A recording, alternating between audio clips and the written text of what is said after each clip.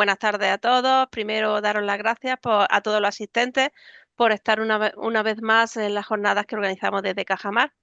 Y esta jornada que hoy tenemos está enmarcada dentro de las actividades de difusión del proyecto Lisagro, que su título es Bioeconomía circular de los restos de cultivo para su reutilización en agricultura, donde a lo largo de este proyecto se va a desarrollar y demostrar un proceso integrado de transformación de los lixiviados procedentes del compostaje de restos vegetales en productos biofertilizantes para su uso en agricultura. Y a la vez, pues bueno, mejora todo el proceso de compostaje. Este es un proyecto, es un grupo operativo que está subvencionado por los Fondos Europeos Agrícolas de Desarrollo Rural, FEADER, y la Junta de Andalucía. El compost, bueno, contiene elementos fertilizantes en proporciones bajas con respecto a unos fertilizantes minerales de síntesis, pero con un alto contenido en materia orgánica. Esto supone múltiples ventajas en la aplicación agrícola, ya que constituye a la mejora del medio edáfico, tanto las propiedades físicas, químicas y biológicas, y hecho imprescindible para garantizar la sostenibilidad de los sistemas agrícolas, además de aumentar la capacidad de retención en agua. Dependiendo del residuo vegetal que se utiliza para realizar el compost, este puede contener sustancias microcontaminantes o materia activa de plaguicidas que en pequeñas cantidades procedentes del material vegetal. En el proceso de compostaje, sobre todo de residuos agrícolas, que es quizás donde mayor podemos encontrar este tipo de sustancias, se degrada la mayoría de estos contaminantes orgánicos, pero hay algunas sustancias que no son biodegradables o que se degradan más lentamente. Y la utilización de estos compost que contienen estos residuos pesticidas o herbicidas pueden ocasionar una transferencia de estas materias activas o bien al suelo o a los propios cultivos.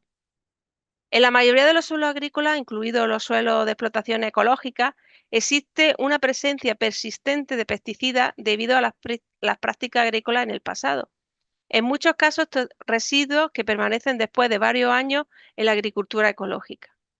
La contaminación de los cultivos por pesticidas es especialmente importante en esta agricultura ecológica, donde el uso del compost, también derivado de la agricultura convencional, está permitido y es una práctica común. La ecoexistencia y la proximidad de los sistemas agrícolas convencionales en una misma zona puede dar lugar a la presencia de pesticidas que no se han utilizado en el cultivo. Pequeñas cantidades de residuos pueden entrar en los cultivos ecológicos, por ejemplo, principalmente pues, puede también deberse por una deriva de los cultivos convencionales vecinos. Hasta ahora está muy poco documentado cómo el residuo presente en el compost puede ser absorbido por los cultivos. En este webinar vamos a analizar los diferentes tipos de residuos de plaguicidas presentes en los suelos agrícolas y cultivos hortícolas y cómo afecta la producción del compost procedente de estos restos vegetales a la producción de alimentos que cultivamos con el compost. Para ello contamos con tres ponencias muy relevantes a cargo de Francisco Javier Garrido Herrera, que es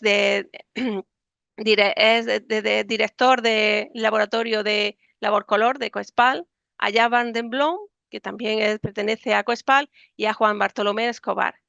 Y nada, pues bueno, vamos a empezar a realizar esta charla y la primera corre a cargo de Francisco Javier Garrido Herrera. Es licenciado en Química y doctor en Ciencias Químicas por la Universidad de Almería. Ha estado 9 años en el laboratorio de Eurofin SICA Agric como responsable en el área de residuos de plaguicidas y contaminantes. Y desde hace 5 años está en el laboratorio del LabColor como director de laboratorio y también responsable del área de residuos de plaguicidas y contaminantes. Pues nada, cuando quieras puedes compartir la presentación. Hola, buenas tardes. Sí, comparto. De acuerdo. Pues nada, muchas gracias por invitarme a esta jornada. Y nada, la parte que a mí me toca hablar es sobre residuos de plaguicidas persistentes en suelos cultivados y en restos vegetales. Nos vamos a basar en datos, en una estadística de las últimas dos campañas, la campaña 22-23 y la campaña 23-24. Primero, para empezar un poco hablando de los plaguicidas persistentes en el suelo, hay que comentar cómo es la dinámica de estos plaguicidas en el suelo. Entonces, en esta presentación, en esta gráfica, se ve una imagen donde se puede observar los plaguicidas una vez que se aplican, ya sea al suelo o a las plantas, cuál es su movilidad. Una gran parte se puede volatilizar mediante evaporación, se puede descomponer por los rayos del sol, otra parte se puede absorber al suelo, a las partículas de materia orgánica, partículas de arcilla. Los más solubles se pueden lixiviar hacia acuíferos, puede haber también degradaciones químicas y degradaciones microbianas en el suelo. Es decir, hay una serie de procesos que se pueden llevar a través de los cuales los plaguicidas pueden ir movilizándose en el suelo.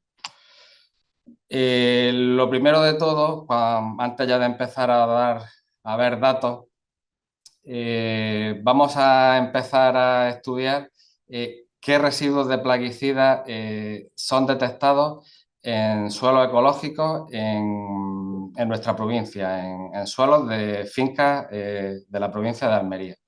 Como he dicho, estos datos se basan en las últimas dos campañas, desde junio del 22 hasta junio del 24.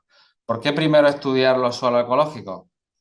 Porque se supone que en agricultura ecológica no se están aplicando plaguicidas, salvo dos o tres que sí estarían permitidos. Por lo tanto, en el suelo de una finca ecológica no debe de haber ningún plaguicida. En el caso de encontrarlos, quiere decir que son plaguicidas persistentes procedentes de la agricultura pasada, como bien ha dicho antes Alicia.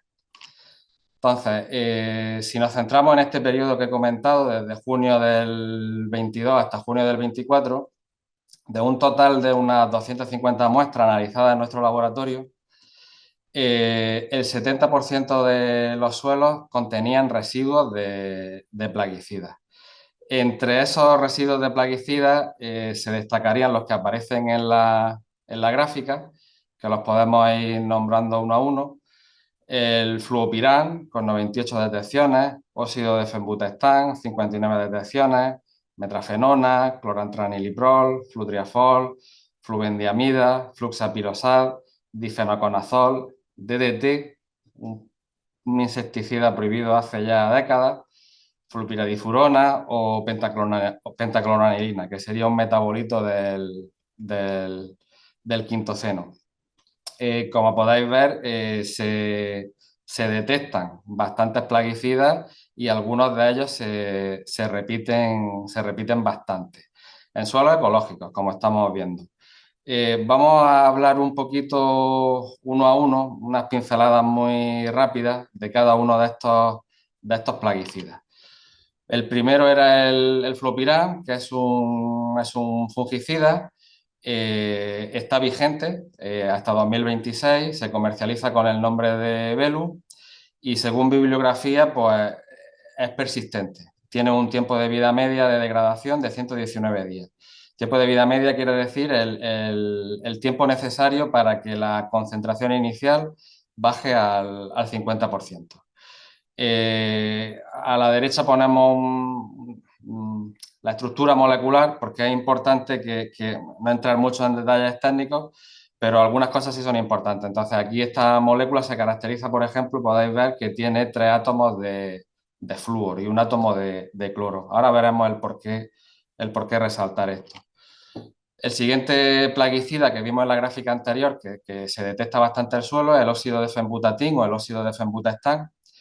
Es una acaricida, se canceló por allá por 2017, se comercializaba con el nombre Torque y se considera, según bibliografía, también moderadamente persistente con un DT50 de 95 días. La molécula podéis ver que es una molécula bastante grande y como característica tiene dos átomos de estaño, que son dos átomos metálicos. Otro de los plaguicidas persistentes encontrados, la metrafenona, un fungicida, está aún vigente hasta diciembre de este año, de 2024. Se comercializa con el nombre de Vivanto y se considera moderadamente persistente, 62 días de DT50. El clorantraniliprol, también vigente hasta 2025, es un insecticida, se comercializa con el nombre de Altacor.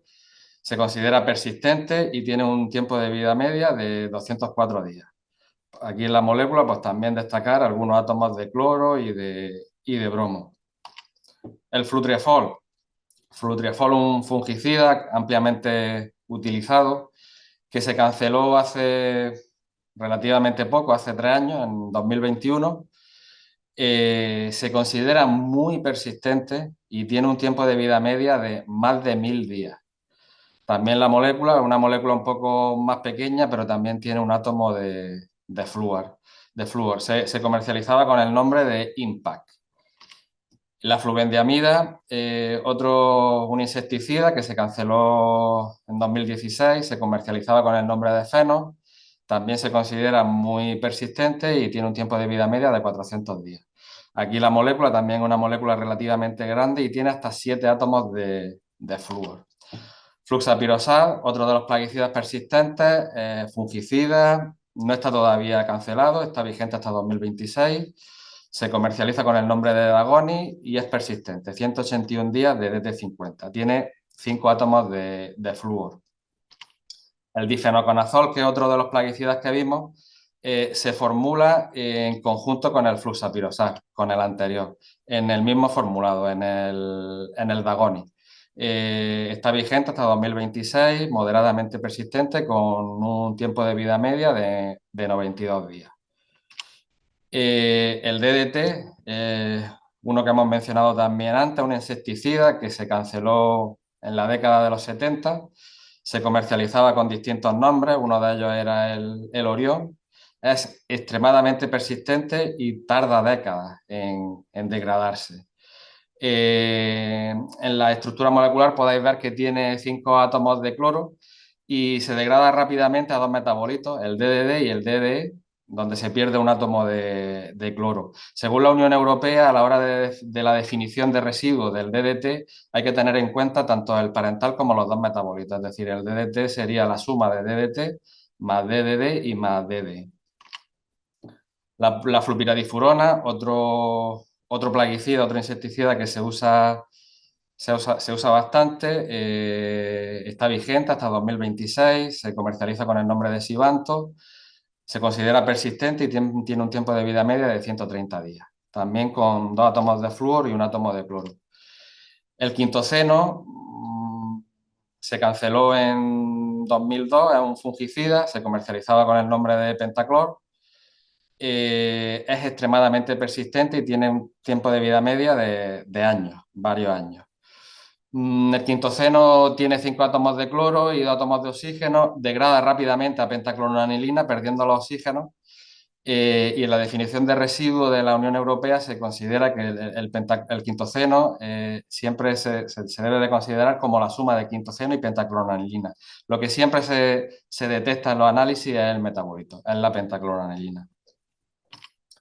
Aquí hacemos un pequeño resumen de todos los plaguicidas persistentes que hemos visto antes y que hemos detectado en suelo ecológico. Están ordenados de mayor persistencia a menor persistencia, desde el DDT, que tarda décadas en degradarse, el quintoceno, que tarda años, el flutriafol, que tarda más de 1000 días, hasta la metrafenona, que sería el último, moderadamente persistente, que tendría un tiempo de vida media de 62 días. Importante el tema que hemos estado comentando antes a la hora de hablar de las estructuras moleculares son los átomos de halógenos. Todas estas moléculas se caracterizan porque todas tienen o átomos de flúor, o átomos de cloro, o átomos de bromo. A excepción del óxido de fenbutatín, que no tiene ningún halógeno, pero sí tenía 2 átomos metálicos, 2 átomos de estaño. Destacar también que 2 de ellos, como el fenbutatín y el DDT, que son muy, muy poco solubles, lo que eso también acentúa la persistencia en los suelos. Entonces, una vez visto estos plaguicidas, ¿cuáles son las características que lo hacen persistentes? Por lo que hemos hablado antes, el tema de contener átomos halogenados. El enlace de carbono halógeno es conocido como el enlace más fuerte en la química orgánica, a causa de tener una mayor estabilidad debido a su carácter iónico. Entonces, debido a la baja polaridad y a la alta estabilidad de estos enlaces carbono halógenos, estos compuestos son muy poco reactivos y son resistentes a la degradación, tanto biológica como fotoquímica. Esta estabilidad del enlace carbono-halógeno es la que hace que estos plaguicidas sean muy estables a distintos tipos de degradaciones. Esto lo hace muy persistentes y también muy liposolubles, lo que contribuye a que sean fácilmente disponibles por las raíces de las plantas. Y abajo ahí comenta que a un mayor número de átomos de halógenos en la molécula, la liposolubilidad es mayor, la tendencia a la bioacumulación también, y por tanto la estabilidad y la persistencia es mayor. Esa es la explicación de por qué todas esas moléculas que hemos visto antes son tan estables y tan persistentes, y algunas de ellas incluso tardan décadas en degradarse. Aquí vemos un poco cómo sería una curva de degradación de un plaguicida en suelo. No es una línea recta, es una exponencial decreciente, donde podéis ver que a lo mejor el DT50 se alcanza con relativa facilidad, pero para luego llegar al DT90, al tiempo necesario para que se degrade el 90%, como la curva ya va estabilizándose, el tiempo necesario para esa degradación es mayor. Y ya para que desaparezca por completo, todavía se necesita bastante tiempo. Entonces, factores que afectan a estas curvas de degradación. Por un lado, las propiedades de los plaguicidas y por otro lado, las propiedades del suelo. Son fundamentales los dos. En cuanto a los plaguicidas, pues lo que hemos visto antes, la estructura química de los plaguicidas, el que contengan enlaces carbono-halógenos que lo hacen muy estable. La volatilidad, es decir, la tendencia del plaguicida a pasar a la fase gaseosa, a evaporarse. El coeficiente de reparto, es decir, la distribución de un plaguicida en el suelo, en la materia orgánica y en el agua, si es más liposoluble, se almacenará o se absorberá más la materia orgánica, si es más hidrosoluble, podrá eliminarse a través del agua mediante lisiviación. La solubilidad en el agua, como hemos comentado, y por otro lado también las propiedades del suelo son muy importantes. El contenido en arcilla y el contenido en materia orgánica. Cuanto más contenido en arcilla y en materia orgánica, más se absorben los plaguicidas al suelo.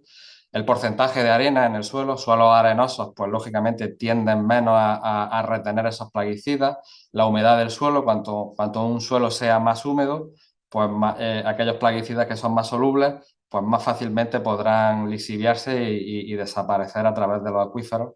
La temperatura del suelo, el contenido de microorganismos, que es uno de los objetivos del proyecto Lisagro que ha comentado antes Alicia.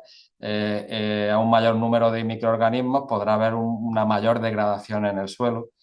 Y la profundidad del suelo. En cuanto a la profundidad del suelo, pues aquí podemos ver que en capas menos profundas hay un mayor contenido en materia orgánica y un mayor contenido en microorganismos, por lo tanto la absorción de esos plaguicidas es mayor, pero también es mayor la degradación. Y en capas más profundas, al haber un menor contenido en materia orgánica y en microorganismos, la absorción es menor y la degradación también es menor. Hasta ahora hemos visto plaguicidas persistentes en suelo ecológico. Ahora vamos a dar un paso más y vamos a hablar de plaguicidas que son persistentes y que se detectan ya en el material vegetal, en las plantas, en las hojas de cultivo ecológico. Es decir, vamos a ver de aquellos plaguicidas que estaban retenidos en el suelo de cultivo ecológico pasan a las plantas. Habrá algunos que sí que pasen y habrá otros que no pasen. Todo esto, al igual que antes, refiriéndonos a las dos campañas anteriores, 22-23, 23-24. Entonces, en esas dos campañas, de un total de unas 440 muestras de hojas de ecológicos, siempre procedentes de agricultura ecológica, se encontraron que 350 muestras tenían residuos de plaguicidas, es decir, un 80%. Sin embargo, si nos damos cuenta, ahí estamos contando tres plaguicidas que son el espinosad, la azadiractina y la aspiratrina. Estos tres plaguicidas están permitidos en ecológico, Por lo tanto, no deberíamos de tenerlo en cuenta, porque son plaguicidas que se están aplicando a esas plantas. Tenemos que tener en cuenta solo aquellos plaguicidas que no se están aplicando. Entonces, si eliminamos las detecciones de estos tres plaguicidas, la estadística ya cambia, solo habría 265 muestras con residuos y eso supone un 60% de las muestras de hojas contendrían residuos de plaguicidas. Si os dais cuenta, los residuos de plaguicidas que se contienen, a excepción de estos tres que hemos comentado, son los mismos que ya vimos anteriormente en el suelo. El fluopirán, el fluotriafol, la flupiridifurona, clorantraeniliprol, fluxapirosat y el difenoconazol. Es decir, los mismos que había en el suelo, o la gran mayoría, pasan a la planta. Si os dais cuenta, todos aquellos plaguicidas que empiezan por la palabra fluopirán, flutriafol, flupiridifurona, fluxapirosat, quiere decir que en su molécula tiene átomos de flúor, que era lo que vimos anteriormente, que confería una gran estabilidad a estos plaguicidas persistentes. Hasta ahora hemos visto ecológicos, suelos ecológicos, qué plaguicidas persisten en suelos y de esos plaguicidas persistentes en suelos, cuáles pasan a la planta también en ecológico. Vamos a hablar ahora también un poco de agricultura convencional. ¿Qué ocurre? Que al hablar y al ver datos de agricultura convencional, pues claro, ahí ya sale de todo, porque hay muchos más plaguicidas permitidos que en ecológico y por lo tanto pues, van a aparecer un mayor número de plaguicidas. Pero claro, si nos restringimos solo a plaguicidas cancelados, como los que vimos, algunos de los que vimos anteriormente, esos plaguicidas sí que es verdad que no deberían de aparecer, aunque fuese convencional, porque son cancelados de años atrás. Si aparecen, quieren decir que están en el medio, en alguna forma, en el suelo o en el compost. Por lo tanto, vamos a hablar ahora exclusivamente de aquellos plaguicidas que se cancelaron en su día, pero que todavía siguen apareciendo en la agricultura convencional tanto en suelos como en plantas, o material vegetal o en frutos. Entonces, si nos centramos en la tabla que vimos anteriormente, que había unos 10, 12 plaguicidas, nos centramos en los 5 que estaban cancelados, DDT, quintoceno, flutriafol, flubendiamida y óxido de fenbutastán. Algunos estaban cancelados desde hace décadas y otros se habían cancelado recientemente, como el flutriafol, recientemente hace 3 años, en 2021. Todos ellos eran persistentes y todos contaban con átomos halogenados. Y en concreto había dos de ellos que eran muy poco solubles. Si estudiamos uno a uno, empezando por el DDT, no pongo el número de muestras total porque es un número definido, hay un montón de muestras. El DDT se detectó en este periodo de 2022-2024, se detectó 44 veces en suelo, en 44 suelos, se detectó también en hojas y se detectó en frutos y también en trazas, en frutos. Cuando hablo de trazas me refiero a que se ha detectado en concentraciones inferiores al límite de cuantificación, inferiores a 0,010 miligramos kilogramos. Entonces, si os dais cuenta, el DDT, que se detecta bastante en suelo, pasa a la planta y pasa también al fruto. Y en concreto, donde más se detecta es en dos cultivos, en calabacín y en sandía, en cucurbitáceas. El por qué, ¿cuál es el motivo de esto? Principalmente es porque las cucurbitáceas tienen, se supone que tienen raíces más profundas. El calabacín es de raíces profundas, la sandía quizás no tanto, pero como la mayoría de las sandías, si no todas, están injertadas en calabazas, sí que tienen raíces profundas. Entonces, tienen la capacidad de penetrar en el suelo y poder absorber aquellos plaguicidas persistentes y que están fuertemente absorbidos, ya sea en la materia orgánica o en la arcilla. Otro plaguicida, el quintoceno. El quintoceno, a pesar de que se detectaba muy poco en el suelo, se ve bastante en frutos y también en trazas. Es algo que no se esperaba teniendo en cuenta lo que se detectaba en suelo. Y en frutos donde se detecta, pues igual que antes, igual que el DDT, en cucurbitáceas. calabacín, sandía y también en pepino, por lo que hemos dicho antes, porque tienen raíces muy profundas y pueden llegar a captar este contaminante. Posiblemente en suelo no se detecte tanto porque quizás el quintoceno se almacena en capas muy bajas y a la hora de muestrear un suelo siempre se cogen los 20 primeros centímetros de la capa superficial y posiblemente ese sea el motivo por el que no se haya detectado tanto. Indicar que la mayoría, por no decir el 100% de los casos, lo que se detecta es la pentacloranilina, el metabolito del quintoceno. Rara vez se detecta el quintoceno, es siempre pentacloranilina.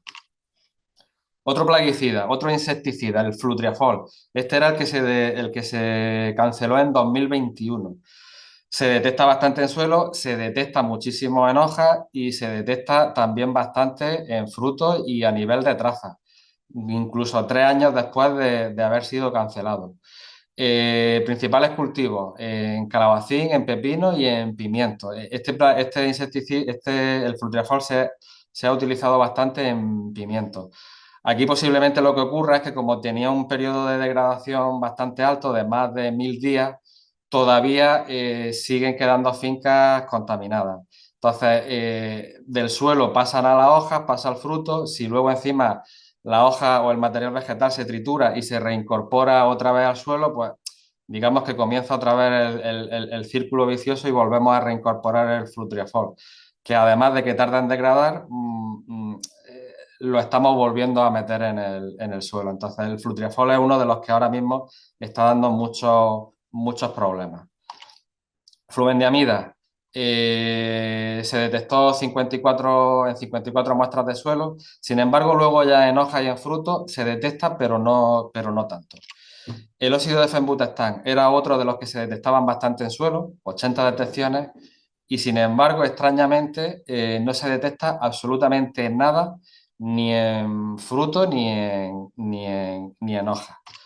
Entonces, si nos vamos a la gráfica que vimos inicialmente de los plaguicidas más detectados en suelos, y nos centramos en estos plaguicidas que están cancelados, vemos que hay dos de ellos, los dos últimos, el óxido de fenbutastán y la flubendiamida, que a pesar de estar en el suelo, no pasan a la planta o en el caso de la flubendiamida pasa en pequeña medida. Es decir, estos plaguicidas suponen un problema medioambiental porque contaminan el suelo, pero no suponen tanto un problema de seguridad alimentaria porque no están pasando al fruto. Posiblemente sean plaguicidas que se absorben muchísimo al suelo y es muy difícil de que las raíces lo absorban. Por ejemplo, el óxido de fenbutastán vimos que era muy poco soluble y además tenía dos átomos metálicos y eso hace que las raíces, a las raíces les cueste mucho trabajo absorberlo. Sin embargo, luego sí que es cierto que hay tres plaguicidas, flutriafol, el DDT y la pentacloranilina, que además de detectarse en el suelo, pasan con mucha frecuencia a la planta y pasan también con mucha frecuencia al fruto. Por lo tanto, ahí hay además de un problema medioambiental de contaminación de suelo, hay un problema de seguridad alimentaria. Hemos hablado de suelo ecológico, hemos hablado de cultivos ecológicos, hemos hablado de plaguicidas cancelados en convencional, no deberían de salir, aunque sea convencional.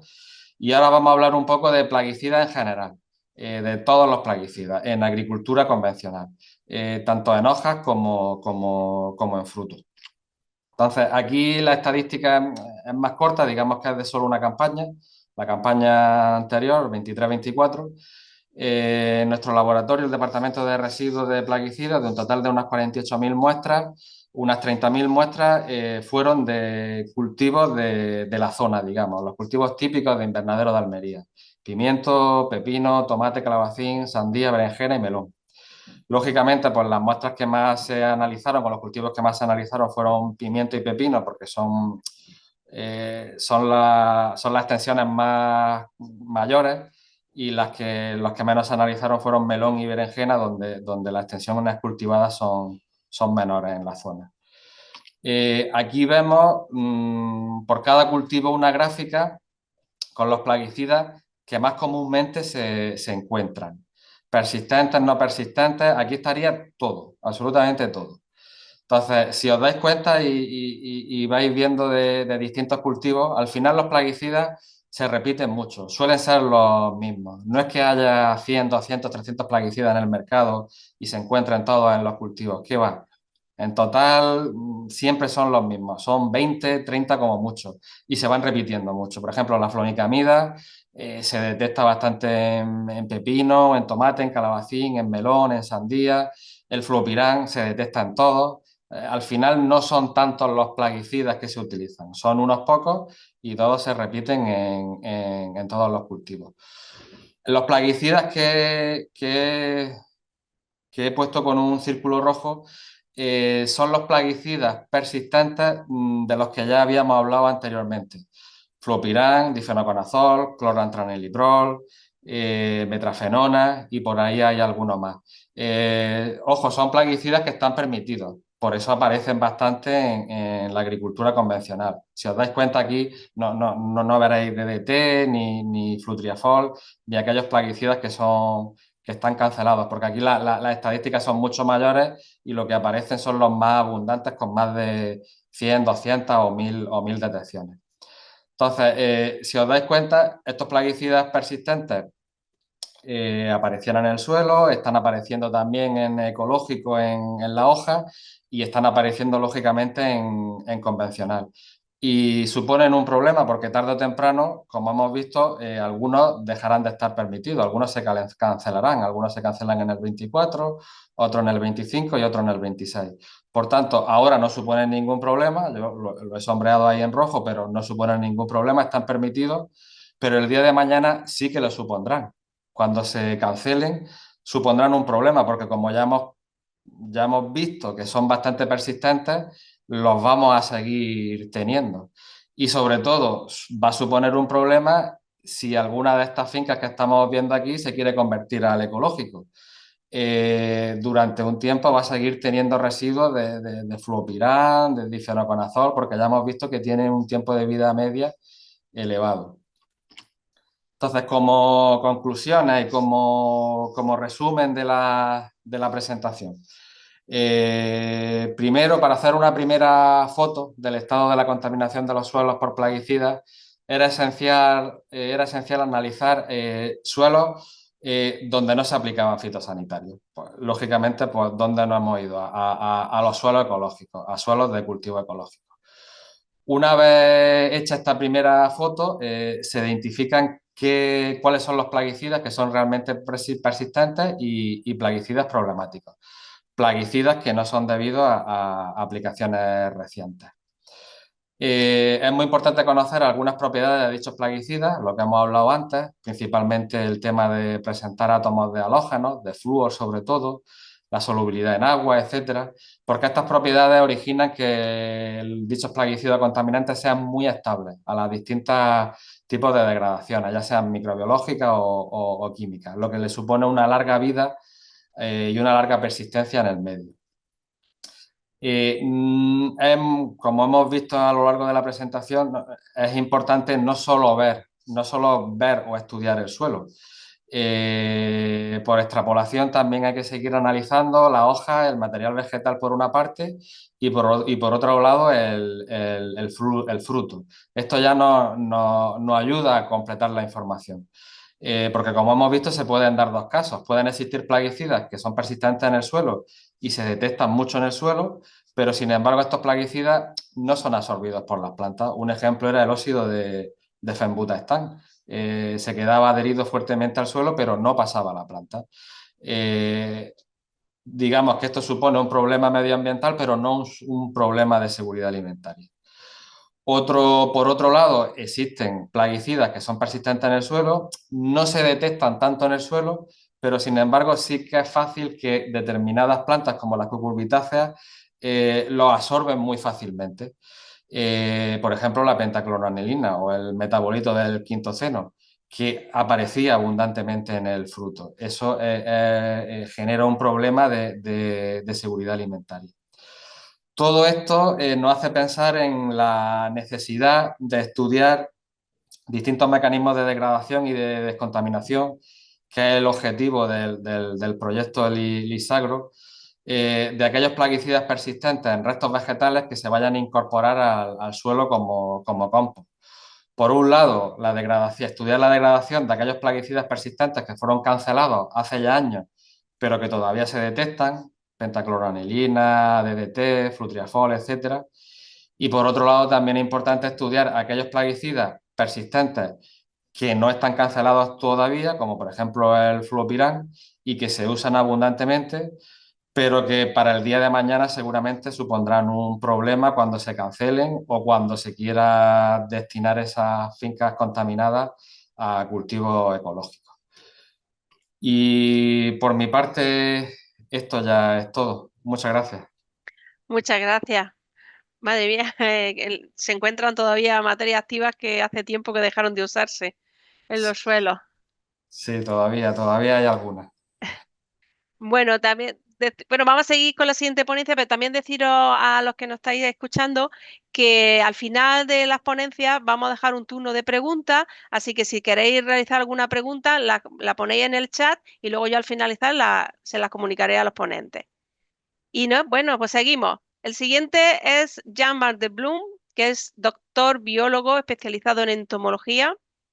Ha estado desde 1993 al 2003 como jefe de I+D en la filial holandesa de Koper, Sistema Biológicos en España, donde empezó con la polinización con abejorros y después ya fue derivando cambiando a control biológico de plagas.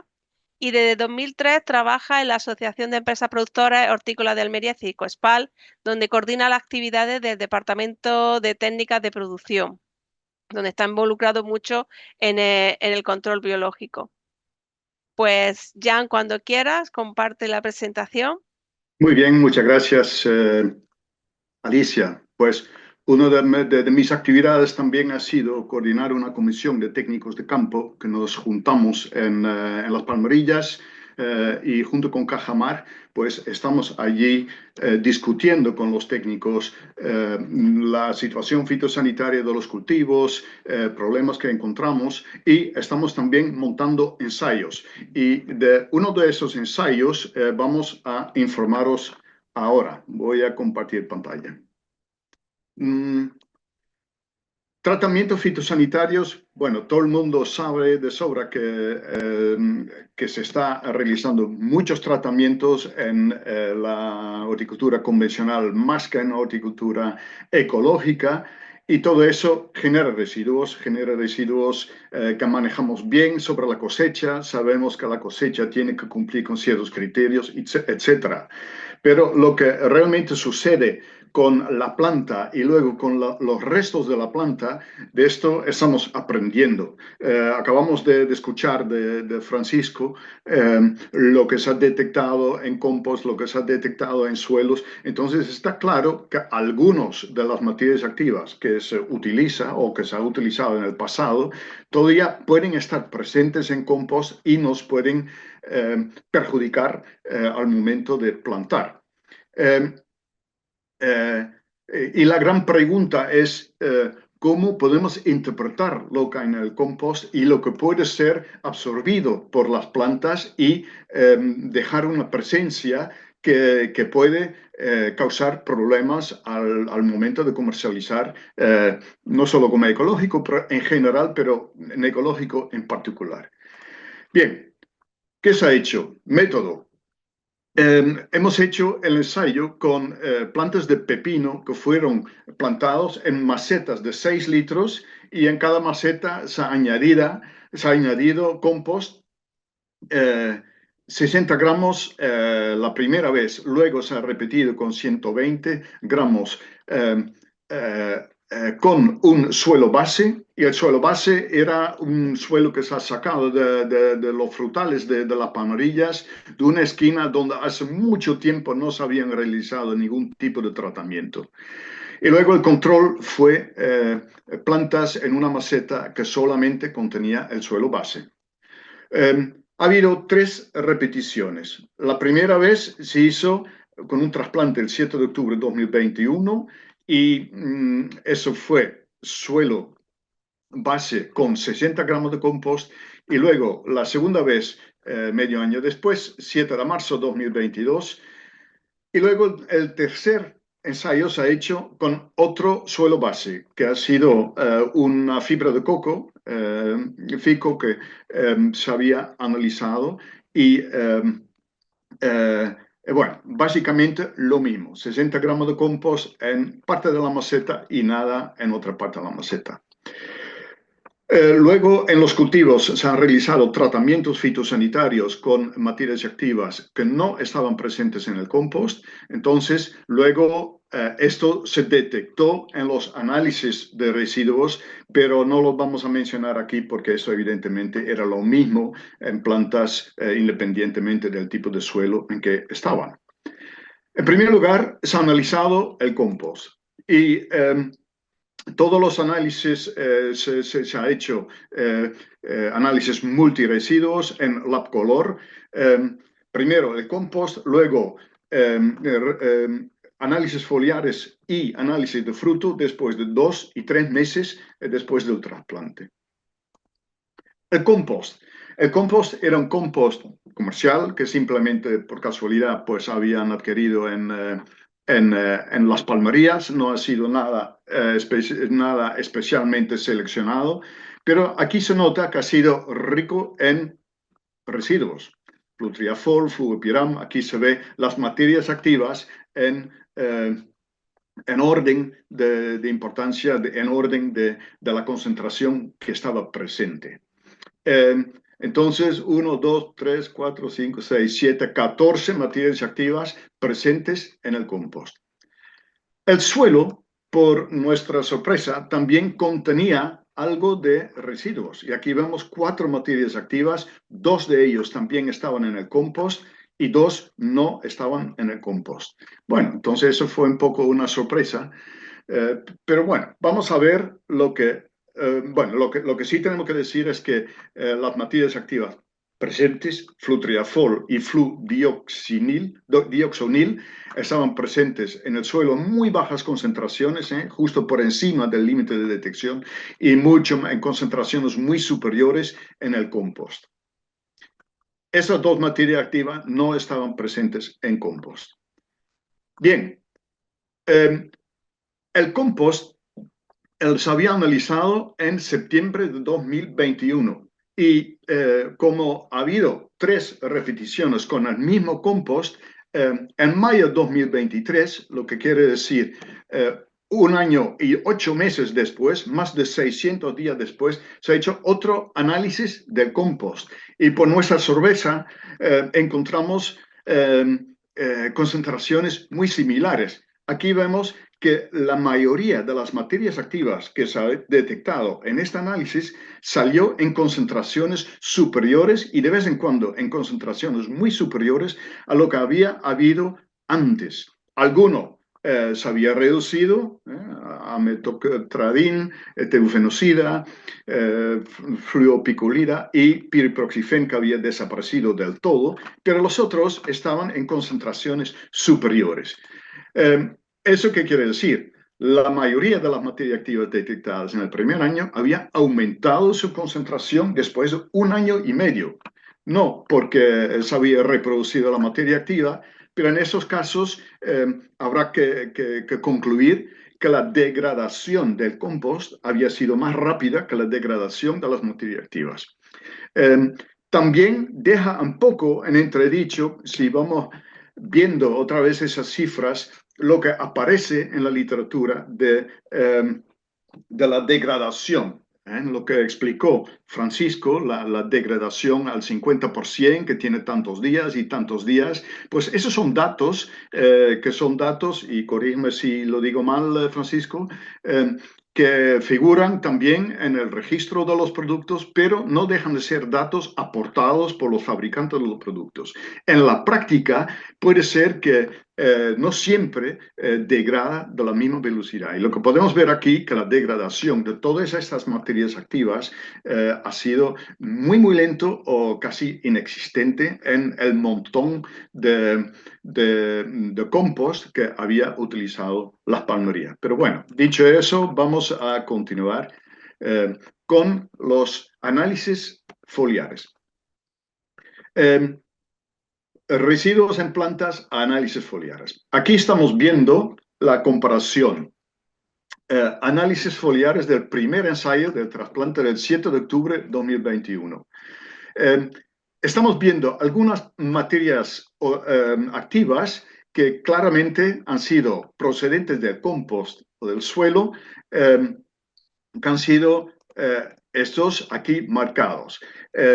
Fluopiram, el signum, que no estaba presente en el suelo base, apareció clarísimamente en las plantas que tenían un poco de compost. Flutriafol sí estaba presente en muy baja concentración en el suelo base, pero en concentraciones muy superiores en el compost, y por tanto estamos viendo flutriafol en concentraciones muy superiores en esas plantas, y el triadimenol tampoco estaba presente en el suelo base, pero sí en el compost. Entonces, aquí vemos que tanto después de 2 meses como después de 3 meses, vemos estas materias activas clarísimamente. Pero también hemos visto unas sorpresas, hemos visto algunas contaminaciones, y eso pueden ser productos que no se había aplicado en ese cultivo, pero de algunos sabemos que este espirotetramat, por ejemplo, y este, han sido productos que se había aplicado en otras parcelas de las palmerillas, por lo cual sospechamos que puede haber una pequeña contaminación en la maquinaria de tratamientos. Entonces, esto nos puso en alerta para intentar de evitar esto en un segundo ensayo. Y aquí estamos viendo el segundo ensayo y estamos viendo cosas similares. 4 materias activas que aparecieron en el primer ensayo, análisis, y aquí estamos viendo concentraciones muy superiores a lo que había en el primer ensayo. Si vemos aquí, flutriafol, por ejemplo, aparece en una concentración de 0,5 ppm, mientras que en el primer ensayo estaba en 0,08. Entonces, la concentración es más de 5 veces superior a lo que había el primer ensayo, y eso porque se había utilizado más compost, entonces más presencia de la materia activa del compost. También una contaminación, el teuconazole, que yo creo que no sabemos exactamente de dónde vino, o bueno, eso probablemente vino del suelo base, una cosa en muy baja concentración, que se detectó tanto en las plantas del control como en las plantas de tratado con compost. Bien, en el tercer ensayo se ve que en el control con solamente fibra de coco no apareció ningún residuo, y sí aparecieron 4 residuos en materiales procedentes del compost, que son básicamente los mismos. No había residuos en el control con fibra de coco, y lo que podemos decir es que no se detectaron residuos en el segundo análisis que se hizo a los 3 meses. Total, conclusiones. En el segundo ensayo, las concentraciones de residuos procedentes del compost fueron bastante más altas que en el primero por la mayor cantidad del compost añadido. En el tercer ensayo, las concentraciones fueron más bajas, probablemente por la interacción con la materia orgánica del sustrato del control. Fibra de coco como materia orgánica, como fibra de plantas, pues interacciona con sustancias químicas, y es muy posible que parte de la materia activa se ha pegado a esas fibras de alguna manera, que no ha sido absorbido por las raíces. Bien, residuos en frutos. En cada uno de los análisis, en cada momento, también se han cogido frutos para analizarlo, y los resultados han sido muy sencillos. En ninguno de los análisis multiresiduos de frutos cosechables se detectan residuos procedentes del compost. Total, que ha sido solamente presencia en muestras foliares, pero no en muestras de la cosecha.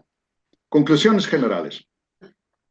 Residuos de plaguicidas en compost procedentes de cultivos convencionales son absorbidos por las plantas de pepino. En realidad, esto ya lo sabíamos todos. Los técnicos nuestros todos estaban continuamente con la frustración de que en fincas ecológicos salieron residuos que nunca se había echado en el cultivo, pero sí habían entrado a través del compost. Nuestras empresas asociadas han encargado muchos análisis de compost, de estiércol, etc. Y han sido muy restrictivos en lo que podían utilizar y lo que no. Solo se detectan en análisis de masa foliar, no en la cosecha. El uso de compost en general está autorizado en la agricultura ecológica sin limitaciones por la presencia de residuos de plaguicidas. Evidentemente, no somos nosotros los únicos en la horticultura bajo plástico que tiene ese problema. Cualquier agricultura ecológica, cualquier cultivo al aire libre, en el norte, en el este, en el oeste de Europa, cualquier cultivo, cuando se aplica compost, puede someterse a aportar una pequeña cantidad de residuos que de alguna manera u otra puede trasladarse a la planta. Pero solamente en Andalucía se basa la conformidad con las reglas de agricultura ecológica en análisis foliares. Esto no se está haciendo en otras comunidades autónomas ni en otros países europeos, porque allí solamente se contemplan resultados de análisis de la cosecha.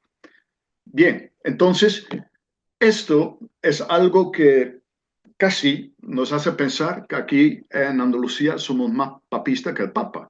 El problema lo tenemos muy servido porque hay agricultores que, a pesar de hacerlo todo bien, se están viendo con una herencia de plaguicidas en su suelo o a través de un compost que les impide comercializar como ecológico. Y esto genera también una importante limitación para nuestros productores y también genera una importante limitación para el crecimiento de la agricultura ecológica en general en Andalucía. Porque evidentemente si el objetivo de la Comisión Europea es que vayamos al 30% o el 25% de los cultivos en ecológico, pues necesitamos materia orgánica para alimentar todos esos cultivos, para fertilizar, etc. Esto no está disponible a gran escala. Ahora mismo nos estamos viendo también con la situación de que nuestras empresas están mandando camiones a sitios muy lejanos. Me consta que alguna empresa manda camiones a la Sierra de Madrid o a Teruel para conseguir estiércoles y compost totalmente limpios.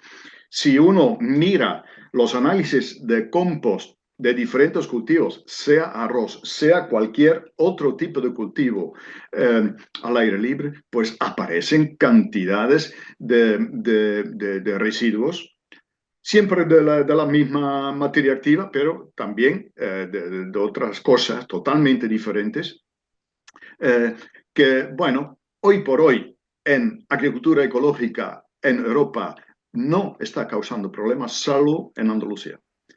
Entonces es algo que tenemos que hablar con nuestras autoridades porque, repito, parece que aquí somos más papistas que el Papa y que estamos metiendo a nuestros agricultores en unas condiciones más complicadas y, por tanto, en una situación competitiva desigual en comparación con nuestros colegas en el resto de España y en el resto de Europa.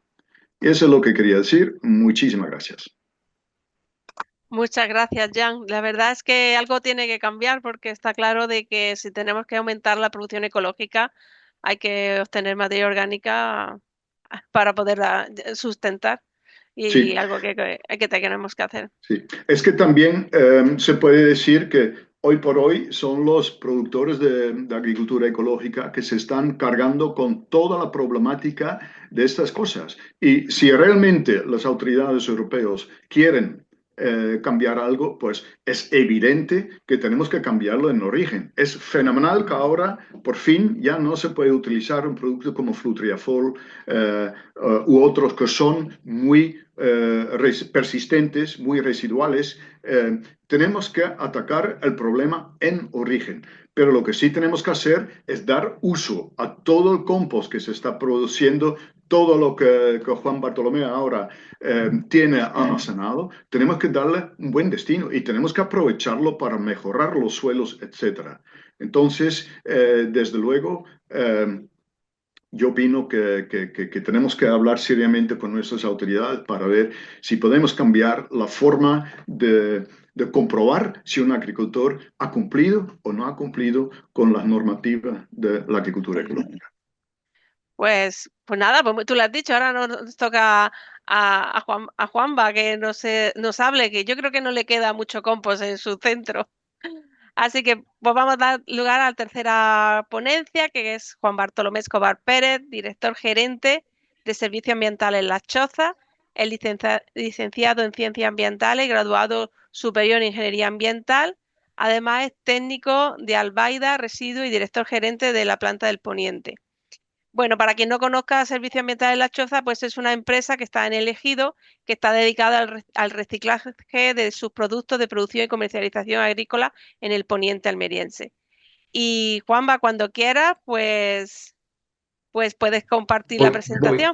voy allí. En primer lugar, dar las gracias a la organización y también al resto de ponentes porque el tema de hablar de residuos, de plaguicidas en el compostaje es una cosa que, bueno, en algún centro como el nuestro lo hemos estado sufriendo en silencio desde el principio. Ha sido una cosa que siempre se ha intentado obviar y no hablar del tema cuando realmente, como en otro tipo de cuestiones que hacemos en Almería, que lo hacemos bastante bien, más que intentar evitar esa discusión, lo que tenemos que hablar de ella, porque tal y como ha dicho Francisco y Jan, estamos hablando de concentraciones de plaguicidas muy, muy bajas, de décimas de ppm, ¿vale? Que muchas veces estamos intentando afinar una barbaridad y que son una muestra un poco del mundo en el que nos movemos y la forma de producir que hasta hace no mucho tiempo era mucho más agresiva y que ahora mismo pues estamos yéndonos a unos requisitos que a veces son extremadamente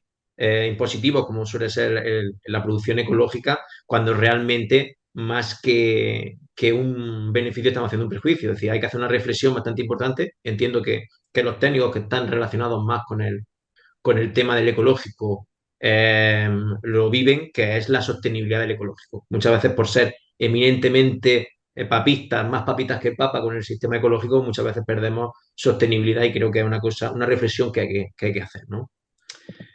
En principio, pues bueno, para los que no conocen nuestra empresa, Servicio Ambiental de Las Chozas gestiona la planta de compostaje de residuos agrícolas orgánicos y transferencia de inorgánicos del Poniente, en El Ejido, en Almería. Nosotros empezamos a trabajar en 2013 y tratamos en torno a unos 200.000 metros cúbicos con 10.000 descargas de residuos vegetal procedentes de la agricultura convencional, pero también ecológica, que es un tema bastante también interesante, puesto que es muy complejo discriminar a la hora de recibir los residuos de cultivo ecológico con respecto a convencional, con lo cual realmente pues, hacemos el tratamiento de todos ellos. Sí es cierto que hay muchos productores de ecológico que como consecuencia de no encontrar, como ha comentado ya, enmiendas orgánicas con una garantía de que no tengan trazas de estas materias activas de productos fitosanitarios, hacen su propio tratamiento para garantizar que esa enmienda está libre de cualquier tipo de traza de contaminante. También tratamos 15.000 toneladas de fruto que incorporamos al proceso de compostaje y eso hace que nos demos en torno al servicio a 4.000 hectáreas con respecto al tema de la gestión de residuos y producimos compost para 150 hectáreas de consumo al año.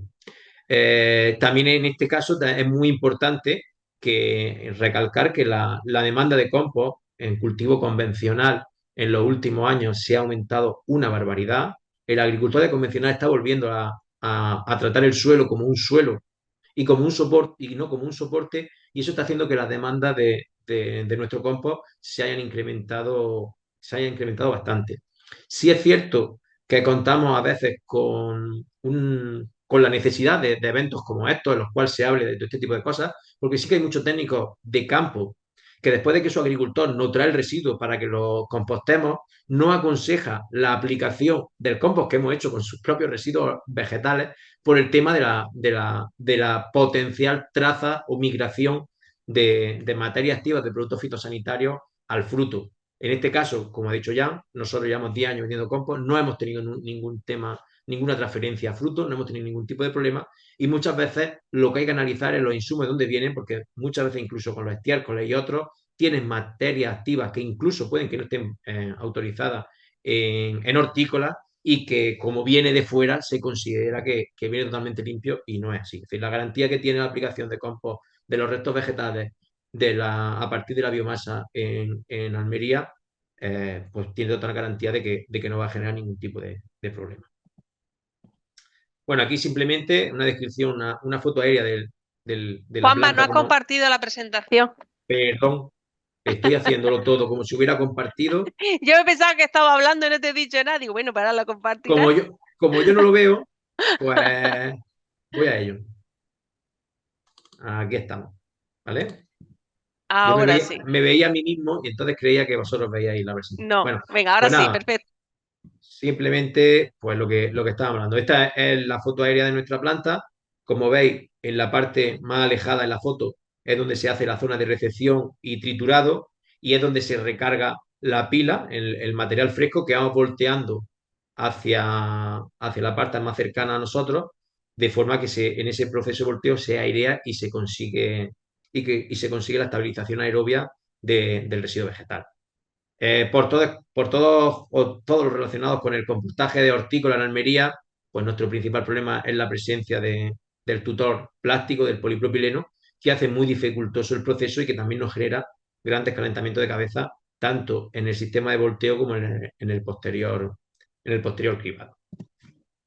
Y bueno, y si ya nos centramos en lo que nos toca, que es la presencia de fitosanitarios en el compostaje, pues bueno, nosotros llamamos, aunque la normativa, no solo si, porque bueno, no he recalcado que nosotros no vendemos compost ecológico por todos los problemas que ha comentado Jan y también por el tema de no introducir en los suelos trazas de productos fitosanitarios que se usan en convencional, con lo cual, a pesar de que en numerosas ocasiones productores de ecológico han querido o han mostrado la intención de usar nuestra enmienda orgánica, nunca le hemos hecho la venta principalmente por este tipo de problemas, aunque luego a nivel de traza en frutos no haya ningún problema, ¿vale? Estas cantidades de materias activas de productos fitosanitarios que veis, que nosotros lo hacemos tanto en el producto final compost como en el lixiviado, y ahora os voy a explicar el por qué, son hechas hace 15 días, ¿vale? Estas son las materias activas presentes en el compost y en los lixiviados que hemos detectado en la última muestra. Si os dais cuenta, coincide bastante con lo que ha hablado Francisco y Jan. La mayor parte son fungicidas, sobre todo lo que aparece, bueno, sobre todo no, lo único que aparece en el compost son todos fungicidas y casi todos sistémicos y que se introducen en el tejido vegetal para que tenga su efecto que se busca y es lo que hacen que esas materias sean más persistentes y a pesar de que tenemos un proceso de degradación bastante intenso que es el compostaje, pues siguen apareciendo. En la parte de abajo vemos que presentan también ciertas materias activas. Si se da, aquí hay dos desviaciones, porque claro, de forma directa nosotros pensamos en el compost y el líquido son dos componentes del mismo material. En este caso no es así, porque nosotros tratamos el compost durante un año de proceso y luego tenemos otro año, incluso hemos tenido más por temas de diseño del sistema de retirada de la rafia, que el compost se ha mantenido en la planta. Con lo cual, el lixiviado que estamos viendo aquí no se corresponde con el tejido vegetal que ha generado el compost, ¿vale? Entonces, ahí hay una pequeña desfase y también hay otro muy importante que es la concentración. Cuando ya nos ha hablado también de que la concentración, en este caso de Frutiafor, ha ido aumentando a lo largo del tiempo, muchas veces está relacionado también con el contenido en humedad del compost. Si ese compost tiene una humedad más baja, esas concentraciones aumentan. Si la granulometría del compost también la bajamos, que hemos hecho ensayos con fracciones más pequeñas, también concentramos esa materia activa, puesto que estamos quitando parte del factor, entre comillas, de dilución que tenemos en la muestra, ¿vale? Pero sí que también es muy interesante, y por eso lo pongo a primera reflexión, primero, que las concentraciones en el compost son muy, muy superiores a las que hay en el líquido, que hay una dilución bastante importante. También quiero hacer una reflexión de que estamos hablando de 0,1, 0,38, 0,30, la más el fluopirán, que tiene 2,2 ppm, ¿vale? Es decir, en un compost que luego lo aplicamos al suelo, lo mezclamos con la tierra y de ahí parte la planta lo absorbe, con lo cual estamos hablando de concentraciones muy, muy bajas, pero que están ahí, ¿no? Y luego, pues simplemente también es muy, muy interesante que son los insecticidas que no aparecen en el compost, pero que sí que aparecen en la fracción líquida. Y eso fundamentalmente entiendo a mi criterio. Luego, en el proyecto Ghost Lisagro es lo que tiene que analizar todo este tipo de cosas más exhaustivamente, pues que son productos que tienen una degradación mucho mayor que los fungicidas. Entonces, claro, cuando hablamos de la presencia de fitosanitarios o de trazas de fitosanitarios en el proceso de compostaje, ahí tenemos dos vertientes. Por una, ¿nos afecta ese contenido de fungicida al desarrollo normal de un proceso de compostaje? Es decir, como los hongos en las distintas fases de degradación, como vemos aquí, la fase mesófila, termófila, enfriamiento y maduración, son hongos los que actúan en esas fases, ¿esas trazas pueden afectar al desarrollo de esos hongos?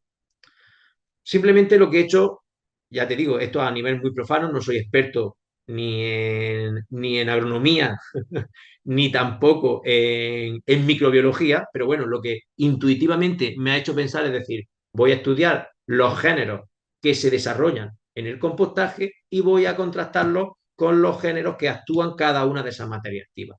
Realmente se ve que no hay una afectación de los fungicidas, de las trazas de fungicidas que tienen los restos vegetales con los hongos que desarrollan la fase bueno, las distintas fases de degradación del compostaje. Salvo, si es cierto, el fusarium, como pongo aquí, pero bueno, el frutiafor sí que se usa para atacar al fusarium. Es una especie concreta, porque fusarium hay muchos tipos distintos, con lo cual, y aparte, es la fase de maduración.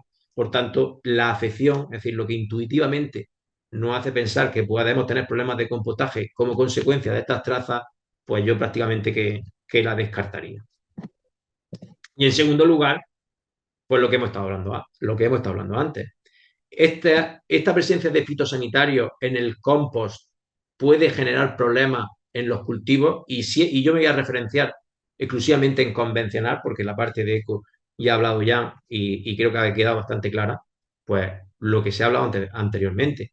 Nosotros en 10 años que llevamos aplicando esta enmienda a agricultores de la zona en los cuales ya hay suelos con esas trazas, como hemos mostrado ya, y en muchos de ellos, como el fluoaspirán, se siguen haciendo aplicaciones, no hemos tenido problemas de que aparezcan en fruto concentraciones que generen, entre comillas, bueno, entre comillas, sin entre comillas, obtener unos niveles superiores a los establecidos por la norma, ¿vale? Con lo cual, producir con enmienda orgánica, con compost de la zona, no hay ningún tipo de problema en convencional. Por otro lado, tenemos la parte líquida. Hasta ahora la parte líquida siempre la hemos usado para mantener el grado de humedad necesario dentro de las pilas y que se desarrolle adecuadamente el proceso de compostaje. Hace 15 días que no lo han autorizado como estimulante no microbiano. Su eficacia para poder ser certificado se ha hecho el estudio ante la tolerancia de estrés abiótico en cultivo de lechuga, porque era el cultivo más inmediato. No hemos tenido tampoco problemas a nivel de trazas en un cultivo, incluso que estamos hablando de de hoja, de consumo de hoja, porque claro, el factor de dilución que se aplica en el riego es 1,400, a pesar de que, como he dicho antes, y encima el lisiviado, en este caso, este bioestimulante no microbiano, que es el lisiviado tratado aeróbicamente, una estabilización aerobia, pues lo que hace es que hemos visto es que no tenemos esa migración tampoco al cultivo, con lo cual no hay ningún tipo de problema. Y también hemos hecho ensayos fuera de esta certificación en cultivos de hortícolas como berenjena, calabacín, tomate y pepino sin ningún tipo de problema. Y volvemos a lo mismo. Este certificado nos permite su comercialización en ecológico porque estos insumos no se habla de ningún tipo de traza de productos fitosanitarios para poder certificarlo en ecológico. Sin embargo, y a pesar de que el productor de ecológico está ávido de encontrar enmiendas orgánicas que le permitan mejorar su producción, no se puede usar, ¿vale? Nosotros, aunque a nivel de papel lo tenemos, no lo desaconsejamos para uso en ecológico. De todas formas, como tenemos certificación desde hace poco, pues ahora mismo estamos viendo los canales de distribución y todo eso, que nos queda también un trabajo largo y todos los datos que tenemos son exclusivamente de ensayo, ¿vale? Y bueno, para intentar ser rápido, tampoco me voy a centrar mucho en esto, me interesa más un poco la discusión más que todo eso. Bueno, esto es una reflexión sobre la suma de la concentración total de las distintas materias activas que han ido apareciendo en el compost. Aquí tengo analítica de 2020. La analítica de materia activa no hemos seguido, puesto que la norma para certificar, para control del compost, no nos piden tampoco este tipo de analítica. La hemos ido haciendo y la hemos hecho sobre todo a partir de 2020, ¿vale? Entonces ahí hemos visto pues que hubo un pico, aquí lo hemos vivido en 2020-2021, pero porque era el material que obtuvimos en 2017, entre el año de producción más el retraso que teníamos en el cribado, teníamos 3 años desde que el residuo vegetal llegaba hasta que los teníamos como compost, y entonces probablemente este pico de concentración y de número de materias activas que nos producían el compost se corresponde totalmente con el líquido, que sí que lo hemos estudiado desde más años, con el pico que vemos aquí de 2017, ¿vale? Desde entonces ha ido decreciendo como consecuencia normativa, que es muy interesante. Estas limitaciones han hecho que vaya disminuyendo paulatinamente la concentración de materia activa y sobre todo el número de materias distintas que aparecen en el lisiviado, ¿vale? Con lo cual, pues nos da una idea que si queremos hacer un aprovechamiento circular de la biomasa para volver a usarla como fertilizante, es muy importante reducir las concentraciones y sobre todo usar productos que no tengan una alta persistencia. Claro, y lo que nos induce esto es decir, vale, yo tengo un mercado muy interesante, que es el mercado ecológico, al cual no puedo acceder porque tengo trazas de materia activa de productos fitosanitarios. ¿Cómo puedo mitigarlo? Ahí vimos que era posible reducir las concentraciones de estas materias activas, pues, puesto que IFAPA hizo un estudio y estuvo estudiando el compost de 3 plantas distintas en Almería, tomó 80, creo que eran entre 80 y 90 muestras de cada una durante un año 3 veces distintas, y se nos informó de que las concentraciones de nuestro compost eran algo inferiores al resto, cuando partíamos de un material que es totalmente el mismo. Entonces, la única inferencia que vimos es que había algo que hacía que esa pequeña diferencia de concentraciones se tuviera una degradación mayor. Lo primero que intentamos hacer fue tratarlo a través de una degradación biológica con un consorcio microbiano ayudado por una empresa de base tecnológica, en este caso fue Biopolín.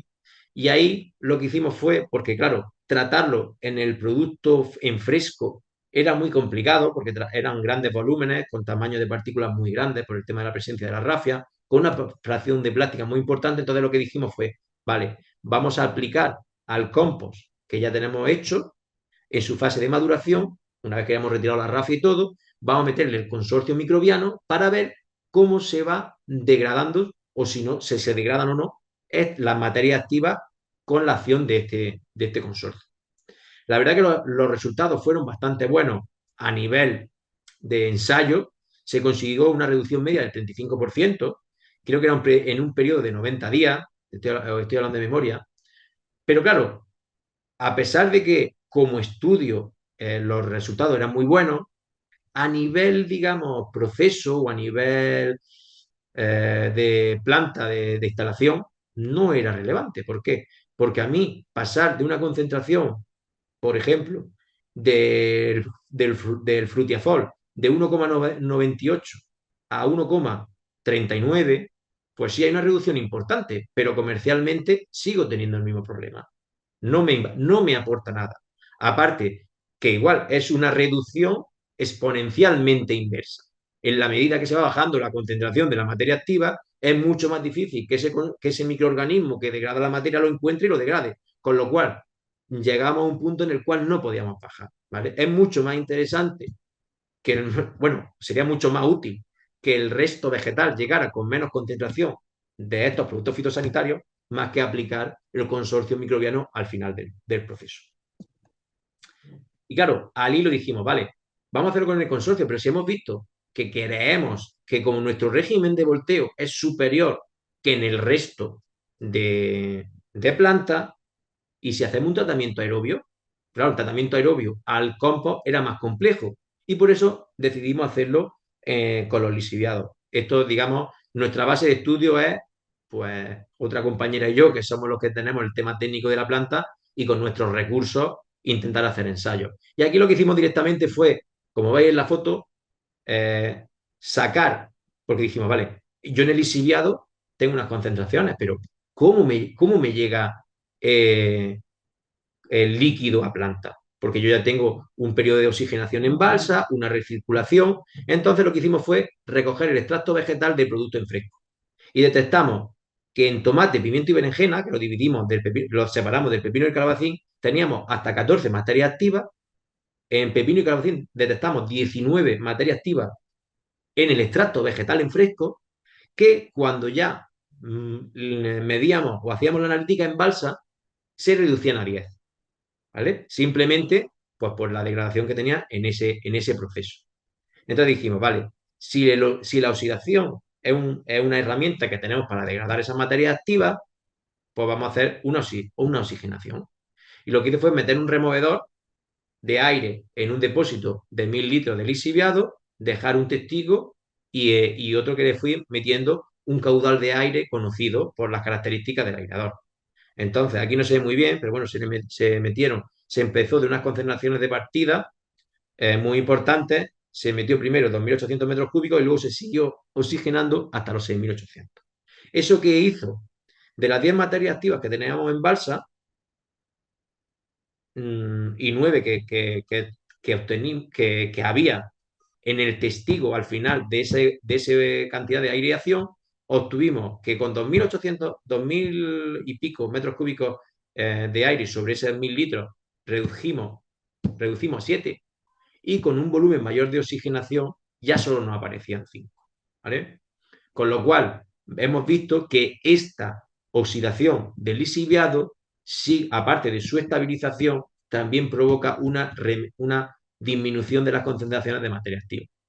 Aquí tenía que haber, realmente ahora que lo veo, tenía que haber sacado el Propamocar del sistema porque aparecía muy buena en alta concentración, pero luego vimos que con la oxidación conseguimos reducirlo hasta hacerlo desaparecer. ¿Vale? Lo que pasa es que me desvirtúa mucho la gráfica y las otras materias activas que se ven en la parte baja, como consecuencia del eje de un eje tan alto, no se ve bien, que se consiguió también una degradación. ¿Vale?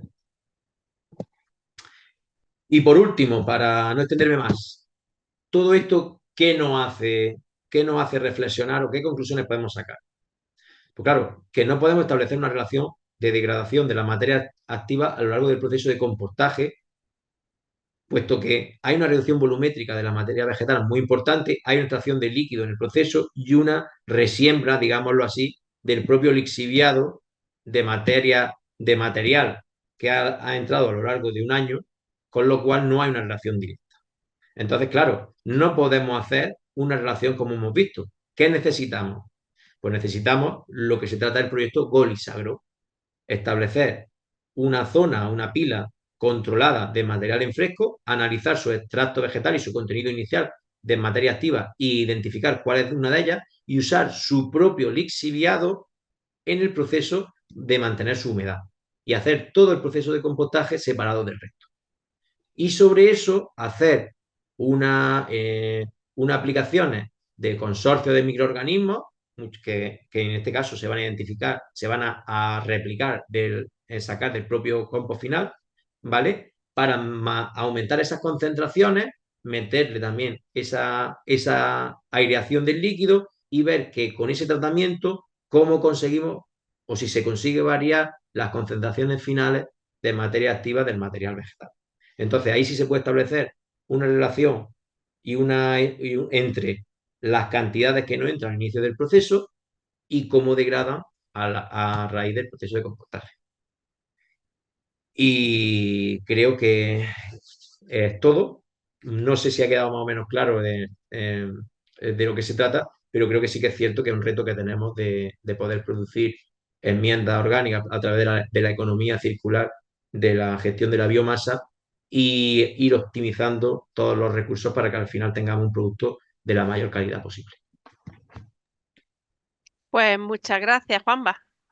Esperemos que lo podamos conseguir y lo mejoremos. Eso sería bueno para todos. Exacto. Sí, es verdad que lo que tú has dicho, que en los últimos análisis cada vez van disminuyendo las cantidades y van cambiando de una materia activa a otra, pero sobre todo van disminuyendo la concentración y es porque se usa cada vez menos y por estas restricciones que cada vez hay mayores. Y nada, pues bueno, voy a dar paso a una serie de preguntas, a ver que se conecten también Francisco y Jan. Y, y vamos a ver cómo... Hay dos preguntas que han hecho en el chat, que las que voy a hacer primero, y sobre todo están relacionadas contigo, Francisco, porque las dos van muy a materia activa. Eh, Concretamente dicen que si se ha detectado residuo en suelo y en hoja de heptacloro. Alguna que otra vez, pero muy, muy poquito. Es muy residual. No es, sí que es cierto que hay hay algunas materias activas más que son muy, muy persistentes. El hexacloro es tipo al DDT. Hay unos cuantos que son DDT, hexacloro y dieldrin, que son muy, muy, muy antiguos y de vez en cuando sale alguno que otro, pero quien se lleva la palma, digamos, es el DDT. Muy bien. Hay otra que también dice que si se ha detectado herbicidas como el glifosato o pedimentalina en suelos, plantas, cultivo o compost. No, glifosato al ser tan soluble, es una molécula extremadamente polar, yo creo que ese fácilmente se lisivia, no tendrá capacidad de retención en el suelo.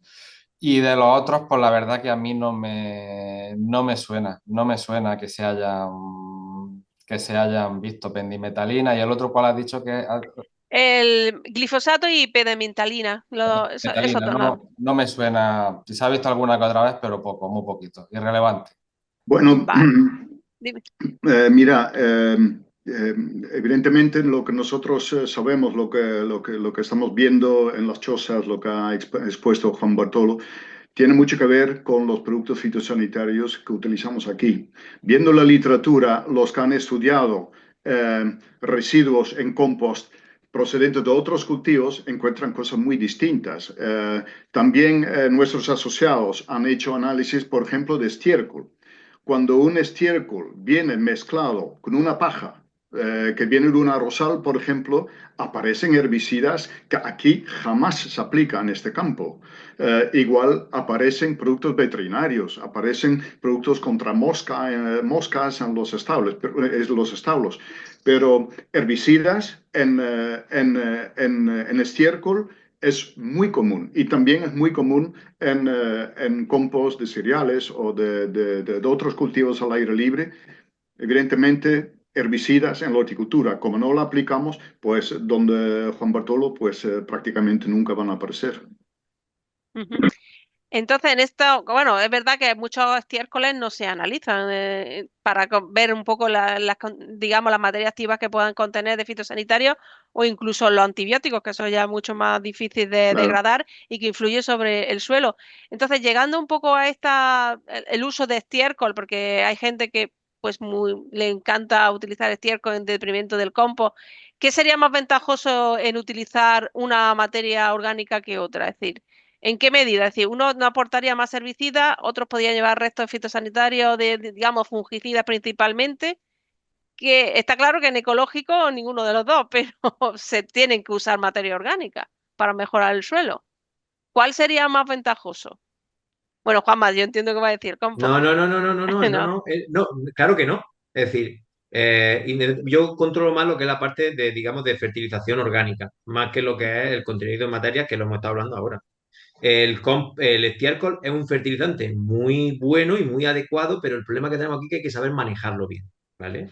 El estiércol tiene que estar compostado. El aporte de fertilización que da es mucho mayor que un compost, pues porque tiene una digestión animal y todo eso, pero aquí hay, y aprovecho, y me encanta que haga la pregunta y aprovecho el momento porque el compost tiene que estar compostado. Tú no, el estiércol, perdón. Estiércol. Tú no puedes echar un estiércol que esté todo en fase de degradación, que tenga alta temperatura, que tenga un olor fuerte, amoníaco, porque al final de cuentas lo que está aportando el suelo es materia en fresco que tiene que terminar de degradarse en el suelo.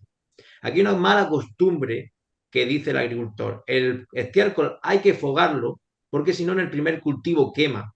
Y eso simplemente es señal de que no está compostado. Al final lo que se hace con ese estiércol es echarle grandes cantidades de agua, lixiviar todo lo bueno que tiene el estiércol y contaminar el acuífero y pagar al agricultor una cantidad de dinero mucho más alta por un material que al final no va a aportar nada extra. Con lo cual es muy importante saber manejarlo bien. Y un estiércol compostado es genial. Es mejor que un compost. Te puedo decir que es mejor que un compost, pero hay que hacerlo bien hecho.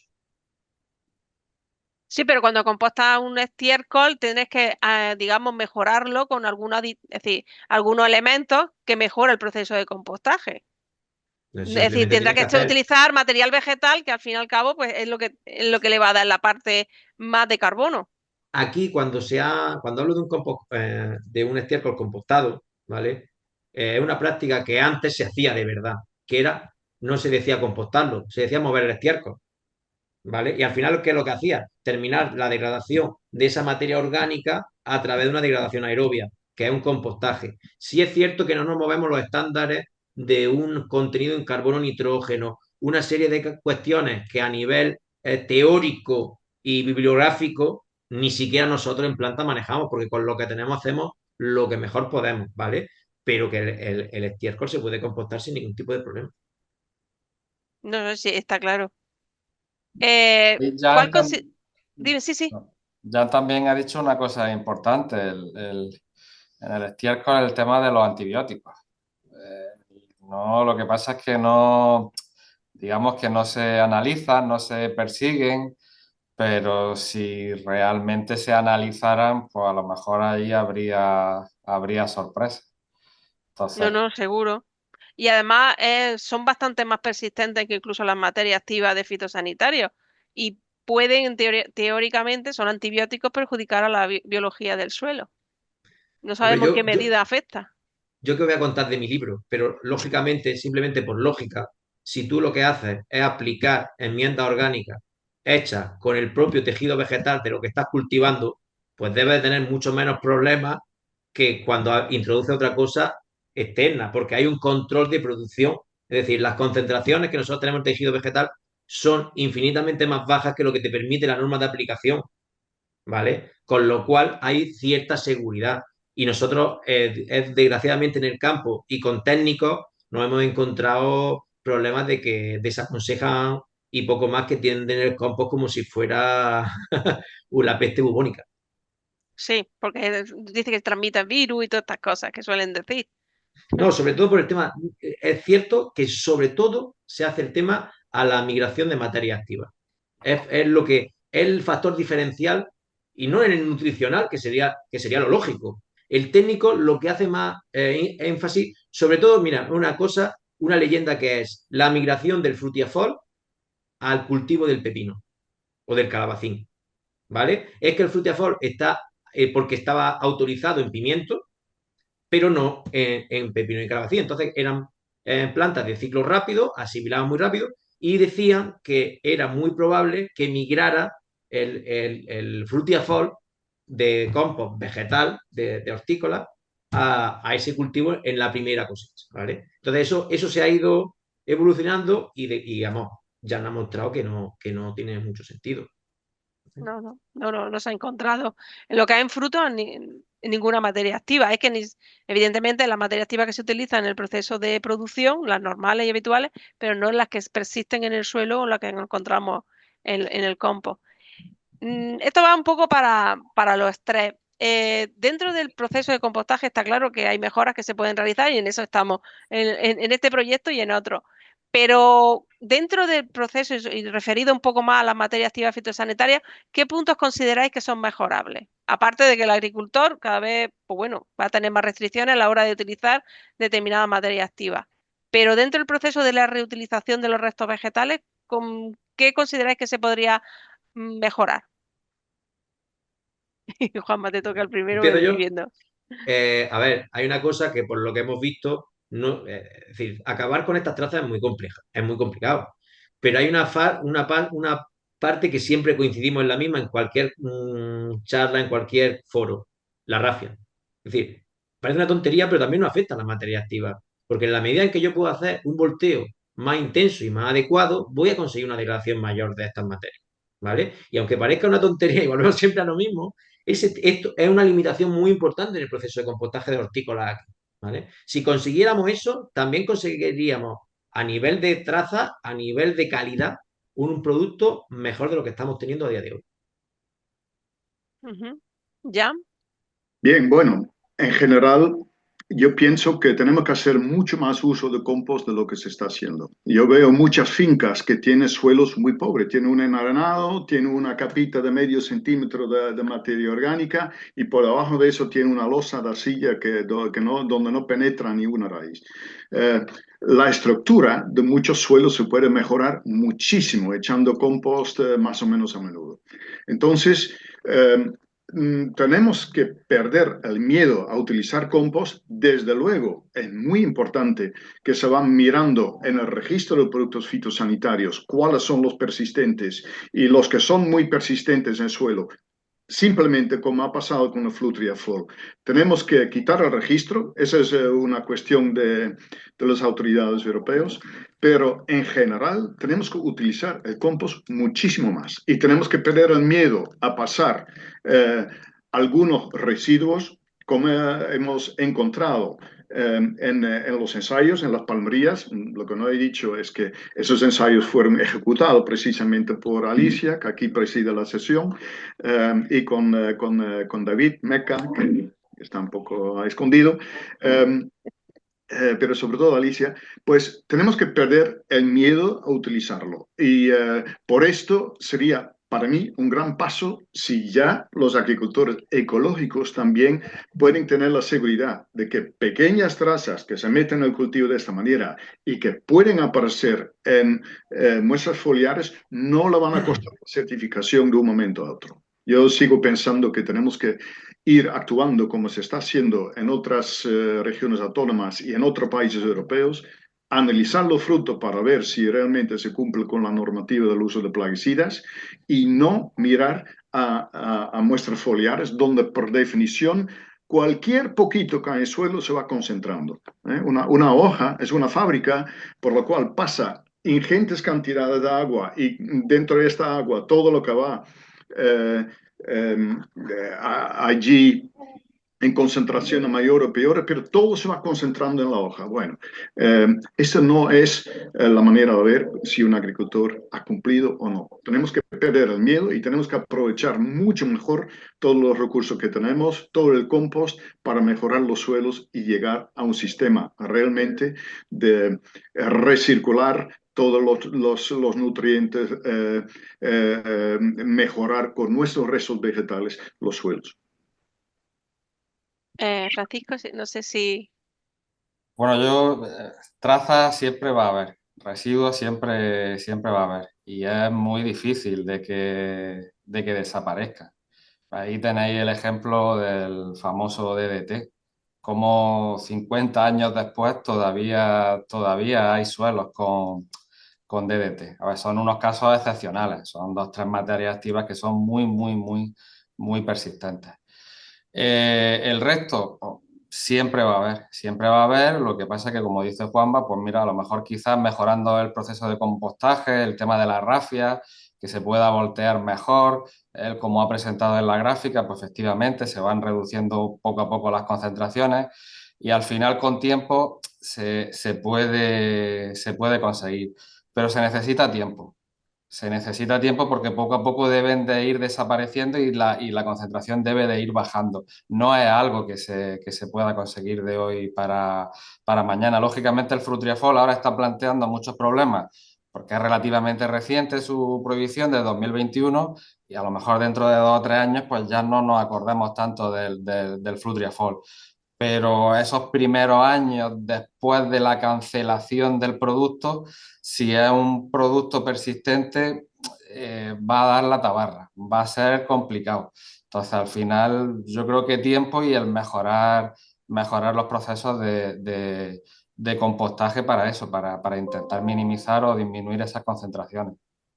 También hay una cosa muy importante que también se nos ha escapado, que es, digamos, el control, una especie de control biológico que tenemos en el suelo. La aportación de estas enmiendas orgánicas también van a hacer una aportación de microorganismos que van a permitir a defender a la planta del ataque de patógenos, enfermedades radiculares. También va a mejorar la sanidad global de la planta, con lo cual va a ser menos susceptible de ser atacada por plagas y por enfermedades, con lo cual eso va a repercutir a la necesidad de aplicar menos concentraciones y menos materias activas que nos van a permitir obtener un producto de más calidad. Con lo cual, ahora mismo hay un boom muy importante de este tipo de agricultura. Está muy de moda la aplicación de consorcios microbianos en el suelo, pero que necesita una enmienda orgánica, una estructura que permita que se implanten en el suelo, no echar concentraciones de microorganismos allí a cascoporro. Entonces, todo eso, sí es cierto que nuestra agricultura no está acostumbrada a hacer procesos a medio o largo plazo, sobre todo los agricultores de convencional, los de ecológicos están más al día en ese tipo de cosas, pero que sí que es cierto que todo este tipo de medidas, que al principio pueden ser bastante lesivas, a largo plazo pueden ser muy efectivas y al final tener un material vegetal menos contaminado, entre comillas, nos va a permitir mejores enmiendas que nos van a mejorar circularmente el estado sanitario de la planta, con lo cual yo creo, sin ser excesivamente optimista, que podría ser también un aporte bastante interesante para ello. Yo me he quedado con una cuestión y es las materias activas que se han detectado, sobre todo en suelos ecológicos. ¿En qué medida ese agricultor en ecológico que se le detecta una materia activa, cómo puede solucionar ese problema? Porque es persistente, muchas de esas materias activas son muy persistentes, como hemos visto. ¿En qué medida, si sigue produciendo en ecológico, él va a tener complicaciones a la hora porque se van a detectar, sobre todo en el material vegetal, como hemos visto ya que en hojas se detecta? No sé qué se podría hacer para que, bueno, poder degradar aún más o sinceramente no va a poder hacer ecológico. No sé si A ver, tenéis alguna especificación. depende mucho de la materia activa. Una finca que esté contaminada con DDT, por ejemplo, pues va a ser muy complicado. Una finca que esté contaminada con flutriafol, pues al final pasará por lo que está pasando últimamente, que tiene que esperar a lo mejor 1 año o 2 años más de conversión para conseguir el ecológico. Con el tiempo lo conseguirá, pero le va a costar más trabajo. Pero claro, depende es que al final no podemos generalizar. Hay materias muy extremadamente persistentes y otras que no lo son tanto. Entonces, dependiendo de la materia que te haya tocado en tu suelo, pues lo tendrás más fácil o más difícil. Bueno, ya para terminar, Jan, ¿qué podemos hacer para que en Andalucía solo se analice en fruto y no se analice en hoja? Ya que estamos un poco, como dices tú, más papistas que el Papa. Pues tenemos que hablar seriamente con las autoridades competentes, y esto lo tenemos que hacer a través de la asociación. Por eso tenemos que juntar bueno, las empresas que más se están haciendo en agricultura ecológica y hacer piña. Ujú.